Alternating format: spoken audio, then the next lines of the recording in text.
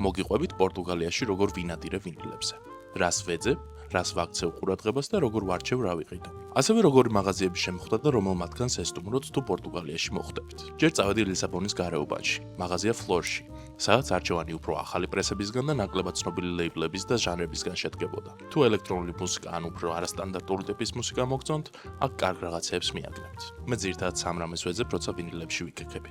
მინდა კარგ ფასსა და მდგომარეობაში პირველი პრესები იმ ალბომების, რომლებიც მიყვარს და აქამდე ან ვერ ვიშოვე, ან არ მიყიდია. ახალი ალბომები, რომლებიც შედარებით იაფად შემხვდება და გამოწერას ჯობს აქედანვე წავიღო სახლში. ან რამე ახალი, რომელიც არ მსმენია, გამყიდველი მირჩევს ან ადგილობრივი კულტურისთვის იქნება სახასიათო. ამის შემდეგ ლისაბონში ვესტუმრე ლუი ლუის, რომელსაც მაღაზია პორტოშიც აქვს. რამდენიმე ვინილის შეძენის მიუხედავად გადაღება შიგნით ვერ მოვახერხე. არჩევანი მრავალფეროვანი, თუმცა კლასიკურია. ეგრეთ წოდებული დიგინგი ნაკლებად დაგჭირდებათ. ყველაფერი იქვეა, მათ შორის CD და კასეტები. შემდეგი დანიშნულების ადგილი იყო Neat Records, რომლის ვინილებს ონლაინ დისკოგზეც შეიძენთ.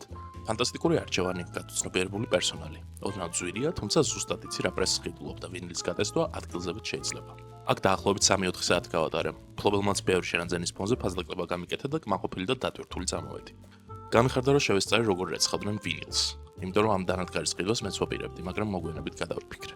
მე როგორ ვუვლი ვინილს და რა ვარიანტები არსებობს, მომავალში აუცილებლად განვიხილოთ. აქ უკვე პორტოში ვარ, სადაც პირველი მაღაზია, რომელსაც ვესტუმრე, იყო დისკოს თუ ბაო. მიუხედავად იმისა, რომ აქაც 3 საათი გავატარე, ბევრი არაფერი წამომიღია. შემხვდა საეჭვო დიაფი ჯაზ ვინილები, მაგრამ სათითაოდ მომიწია ყველა ფირფიტის გახსნა, მატრიცის ნომრების ნახვა და იმაზე გაცილებით გვიანი და არასასურველი პრესები დამხვდა, ვიდრე ჩემთვის მისაღები იყო. საბოლოოდ მივედი ჩემს აწუყვე ფავორიტ მაღაზიაში Porto Calling, რომელსაც London Calling-ის შთაგონებით ჰქვია სახელი და რომელშიც იმდენად დიდი და შესანიშნავი არჩევანი დამხვდა, ბევრი კადრის გადაღება დამავიწყდა.